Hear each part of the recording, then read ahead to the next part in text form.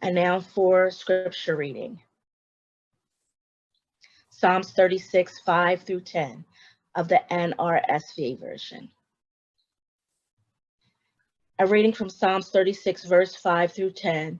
Your steadfast love, O Lord, extends to the heavens, your faithfulness to the clouds.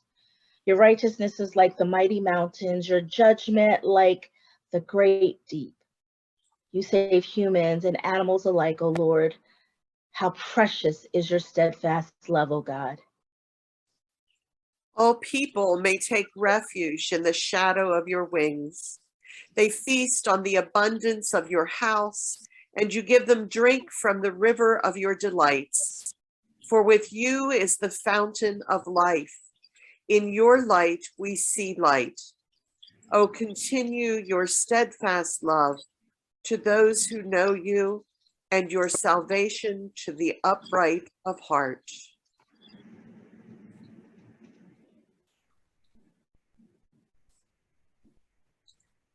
Hear what God is saying to the people. Thanks be to God.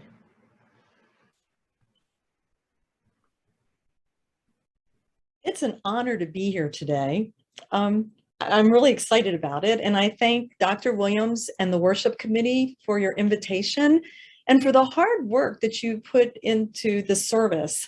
The music, the liturgy, the poetry created for today is a sermon in itself. I almost don't really need to speak, but I will. So sorry. Traditionally, storks are associated with loyalty and love. They return to the same nest every year, as Jeremiah reports, and they share food with their community. John Calvin credits storks for caring for their parents in old age. The Jewish scholar Rashi lauds their faithfulness. And Louis Ginsburg, in the Legends of the Jews, suggests that the storks model compassion and mercy, and they have really large protective wings. An ancient Roman myth recounts a major fire in the ancient city of Delft.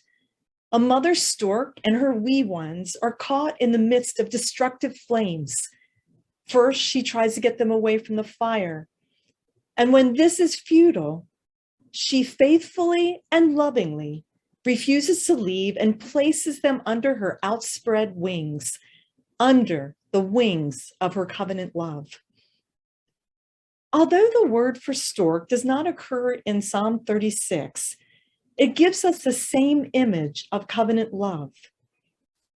In verses 5 through 10, like many other places in the Psalms, God spreads protective wings over the people, as the psalmist declares, all may take refuge under the shadow of God's wings.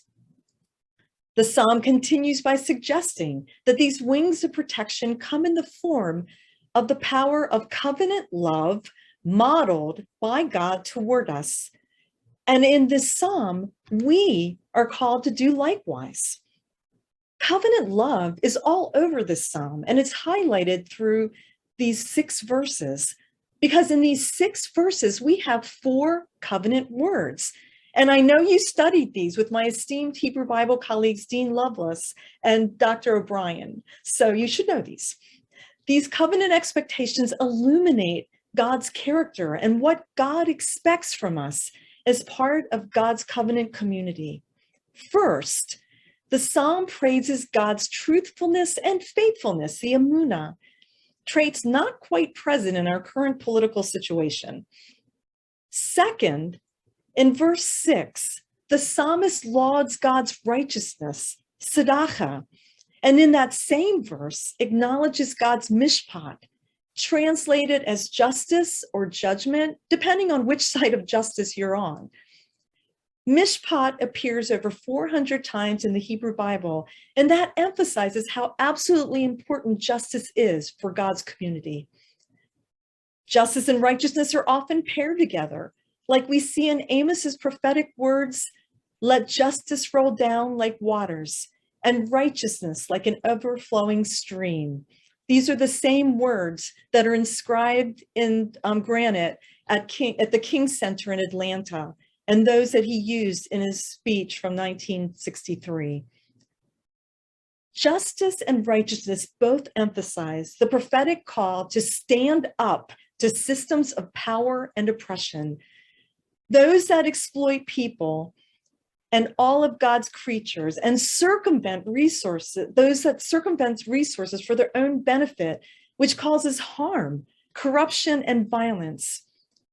This is a call to act and to speak out and risk upsetting seats of power for the sake of all people in the community. And then we have the last covenant word, which appears 3 times in our text, 3, and ties the covenant language together. It's chesed in verses 5, 7, and 10. The NRSV translates chesed as steadfast love when used about God. Others translate this term as loyal love, kindness, or mercy. And this is the type of love that signifies deep commitment, even when things are difficult and we're tempted to walk away.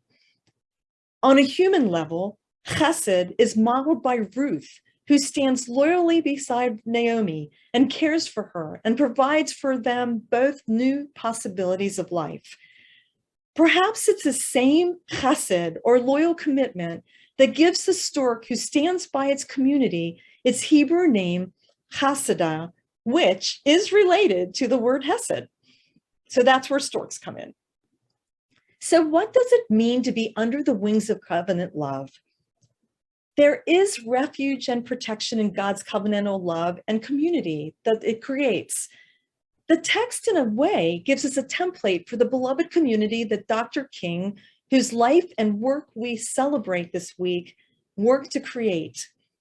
A community centered on concepts of covenant love, equality, equity, justice, and mutuality among all people. A community that works together to combat the powers that deny people resources and dignity. Adams Russell Taylor of Sojourners defines the beloved community as, quote, the process of co-creating communities, nations, and a world in which neither punishment nor privilege is tied to race, ethnicity, gender, ableness, or sexual orientation, where everyone is respected, valued, and enabled to thrive. This community raises up the dignity of people as those created in God's image. Those we struggle with, they're still our brothers and sisters. Bishop Michael Curry, presiding bishop of the Episcopal Church, reminds us that our only hope to move forward and beyond this vitriol of our partisan nation is to remember this. We are brothers and sisters. The beloved community's intolerance of violence, poverty, racism, white supremacy, and militarism expands the broad wings of protection for the covenant community. Psalm 36 affirms God's unyielding covenant for all people and all animals, and I'm assuming the whole environment. The psalmist proclaims in verse 6, quote, you save humans and animals alike, O Lord. Now, covenant love is not a happy feeling, a good emotion or something. It's really hard work. It takes covenant commitment to build an equitable and loving community and to work for justice in the face of oppression. And it's often dangerous. Playing off of Dr. King's famous words, quote, the arc of moral universe is long, but it bends toward justice, unquote. President Barack Obama states, quote, the arc of the moral universe is indeed long, but it doesn't bend on its own. The people bend it toward justice or injustice, toward equity or inequity, unquote. We make a choice. The community under God's wings is one that, like God, is committed to covenant love. But this beautiful depiction of God's love and protection in Psalm 36, 5 through 10, is textually surrounded by threats against the health and safety of its members. Verses 1 through 4 and 11 through 12 are edited out by those who compiled the lectionary. Injustice, edited out. White supremacy, gone. Hate and violence, nope, no more, cut this out. If only it were that easy, but it isn't. The protection of the covenant community in verses 5 through 10 is surrounded by the realities of the entirety of Psalm 36 in the ancient community where the psalmist lives. In verses 1 through 4, the psalmist complains about the power of wickedness, those who speak rebellion, who don't believe in God or revere God, those who believe that they have it all together and they don't need or want anyone to help, and those who are able to hide their sinful behavior. They speak deceit. And, even when they're sound asleep in their beds, when they should be dreaming sweet dreams, instead, they're plotting their next selfish step. They do what is not good. That most likely benefits them to the detriment of others. Sadly, things haven't changed much. One only needs to read the news to identify those who today fit this description, those who work to pull off the plumes from the wings protecting the covenant community.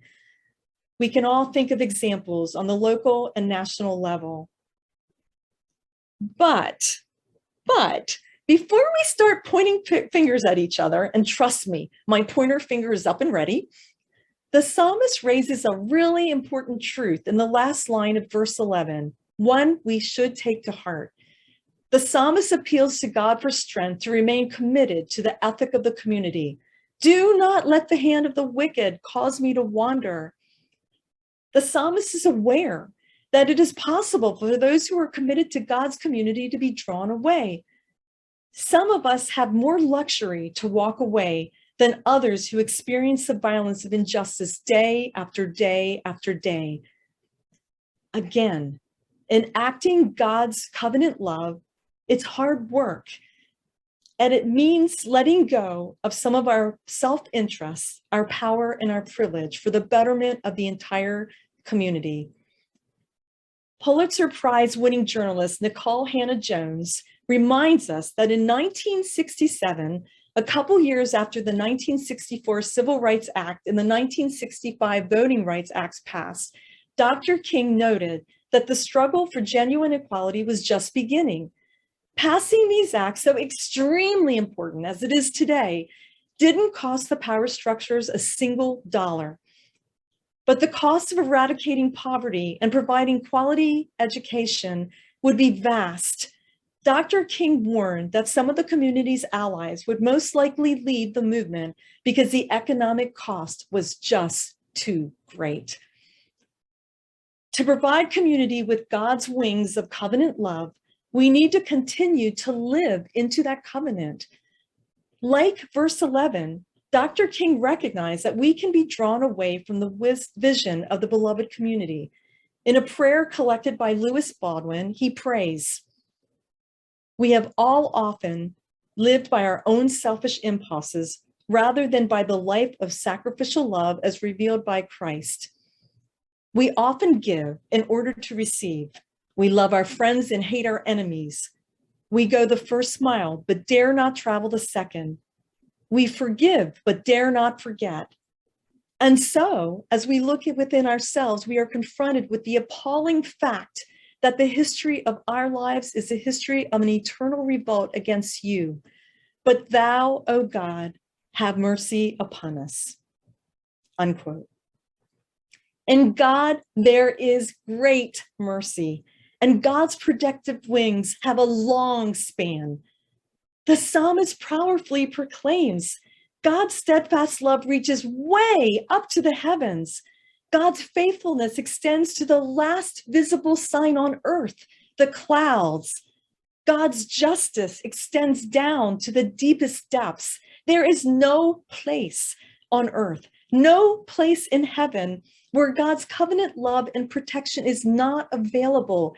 Nowhere, as the hymn declares, there is a wideness in God's mercy, like the wideness of the sea. There's a kindness in God's justice, which is more than liberty.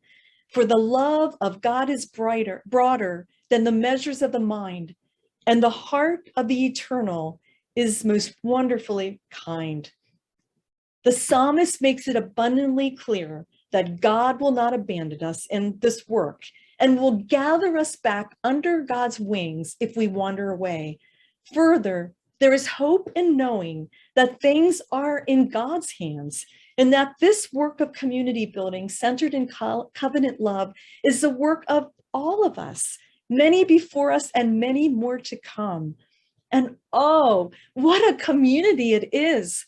The psalmist describes it as one of love and abundance, where everyone is satisfied and has more than enough, where water frees flowly as in Eden, and as all receive the fountain of life. What a wonderful place to be under the wings of covenant love. Amen.